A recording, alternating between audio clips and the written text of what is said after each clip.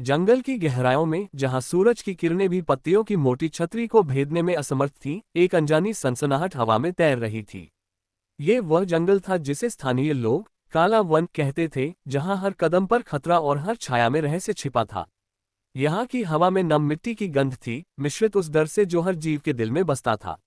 ये जंगल सिर्फ पेड़ों, जानवरों और नदियों का नहीं था, ये कहानियों, मिथकों और उन अदृश्य शक्तियों का घर था जिनका नाम लेने से लोग कांप उठते थे।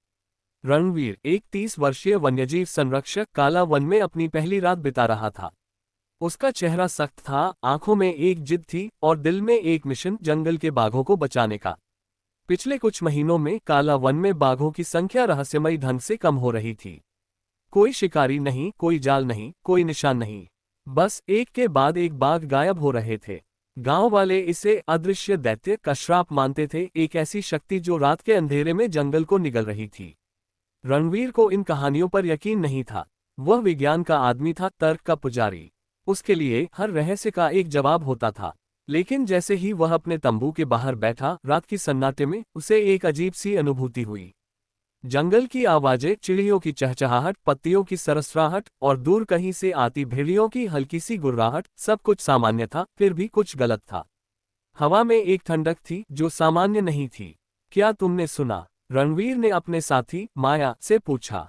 माया, एक स्थानीय गाइड और जंगल की बेटी, अपने तीखे नैन नक्श और तेज दिमाग के लिए जानी जाती थी। वह जंगल को उतना ही समझती थी जितना जंगल खुद को। क्या? माया ने अपनी राइफल को और मजबूती से पकड़ते हुए पूछा।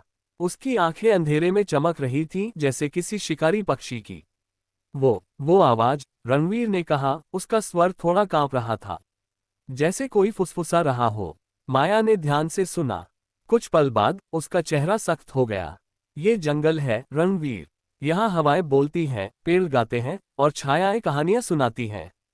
लेकिन वह रुकी, अपनी नजरें एक विशाल बरगद के पेड़ की ओर मोड़ते हुए। यह आवाज, ये जंगल की नहीं है। अचानक एक तेज चीख जंगल को चीरती हुई गूंजी। यह न तो इंसान की थी, न ही किसी जानवर की। ये कुछ और थी, कुछ ऐसा जो रक्त को जमा दे। रणवीर और माया ने एक दूसरे की ओर देखा और बिना कुछ कहे अपनी टॉर्च और हथियार उठाकर उस दिशा में दौड़े जहां से आवाज आई थी। जंगल के बीच में एक छोटे से मैदान में उन्हें कुछ ऐसा दिखा जो उनके होश उड़ा गया। एक विशाल बाघ, जिसका शरीर शक्तिशाली और भयावह था, जमीन पर पड़ा था।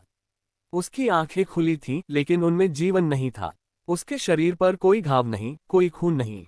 बस एक अजीब सी ठंडक थी, जैसे उसकी आत्मा को कोई चूस ले गया हो।